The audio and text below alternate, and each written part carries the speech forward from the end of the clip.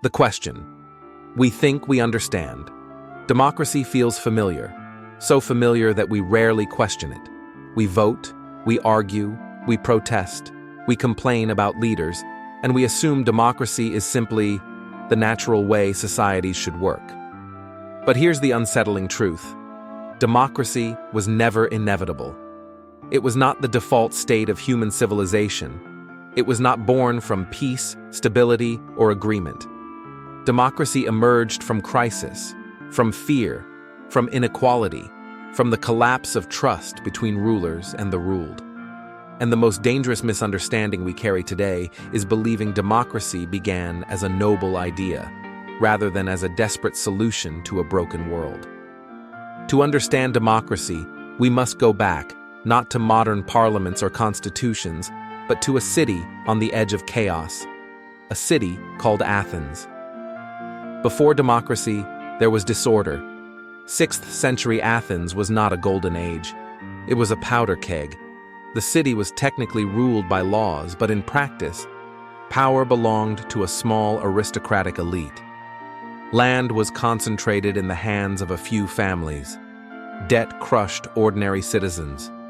Farmers who failed to repay loans were enslaved, sometimes sold away from their own homeland.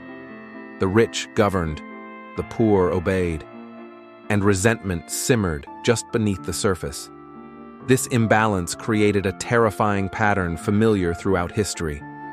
When elites grow too powerful and the masses grow too desperate, violence becomes inevitable.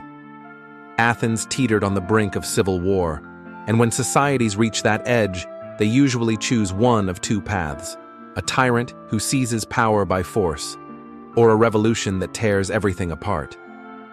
Athens narrowly avoided both, not because its leaders were virtuous, but because they were afraid.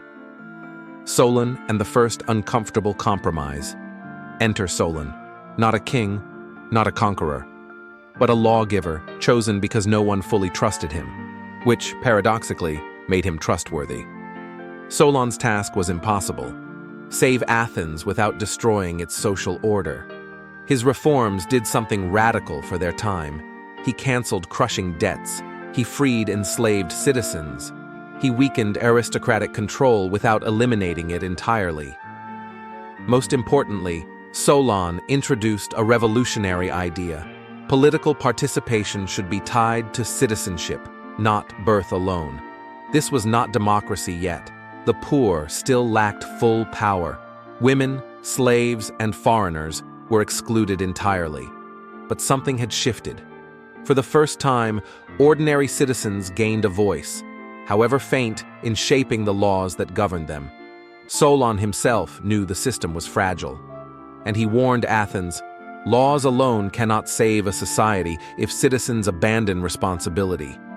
Then he left the city, almost as if he knew what was coming next.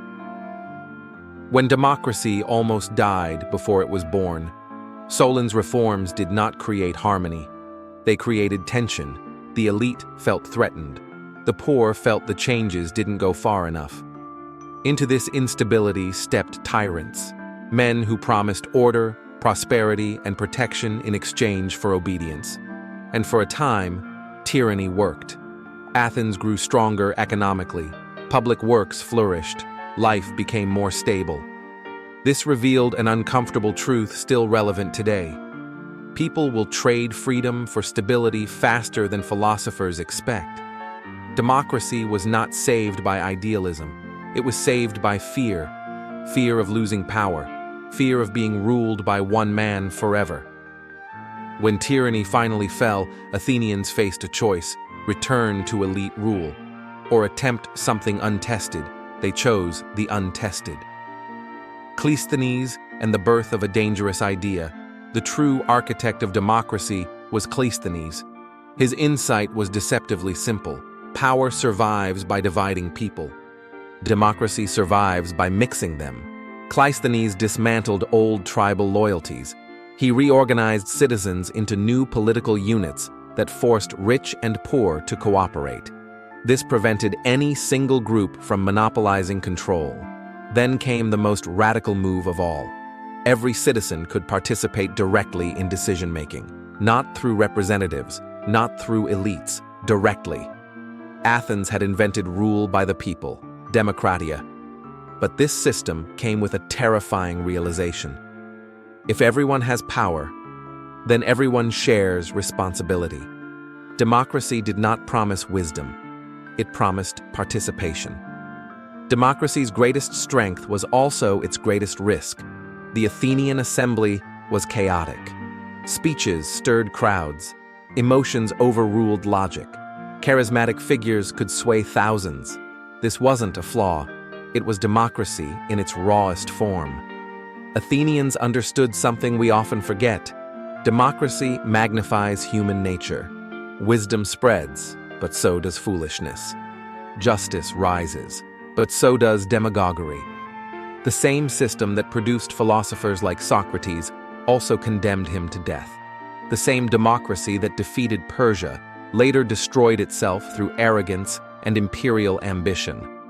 Athens proved a brutal lesson. Democracy does not protect itself. It depends entirely on the character of its citizens. The question. Democracy forces us to ask, so why did democracy begin?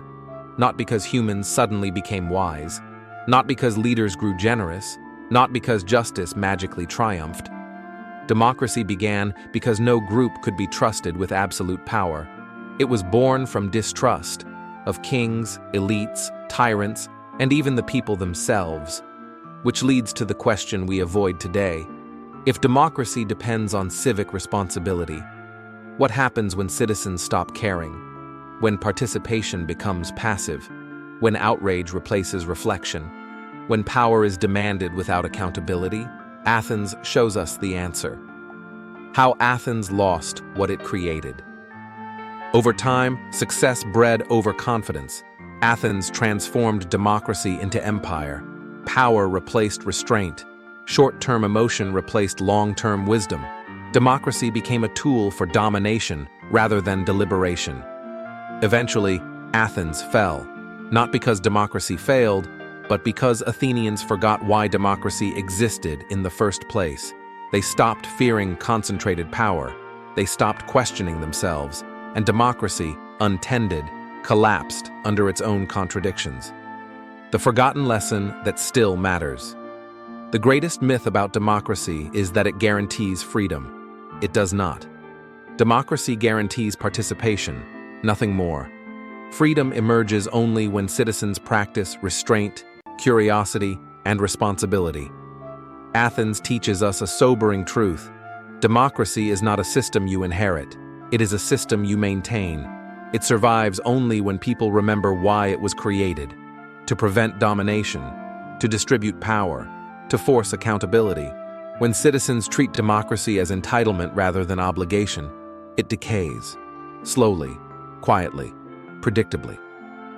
Why this question is still unfinished. Democracy is never complete. It is always unfinished, always vulnerable to apathy, fear, and manipulation. The Athenians did not give us a perfect model.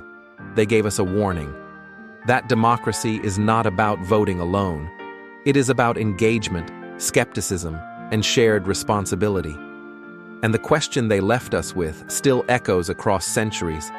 If power ultimately rests with the people, are the people prepared to carry it? Democracy began not as a triumph, but as a gamble that flawed humans could govern themselves better than any ruler ever could. That gamble has never been settled. It is renewed every generation. And the forgotten lesson of democracy is this: it survives only as long as citizens remember why it was born and what happens when they forget.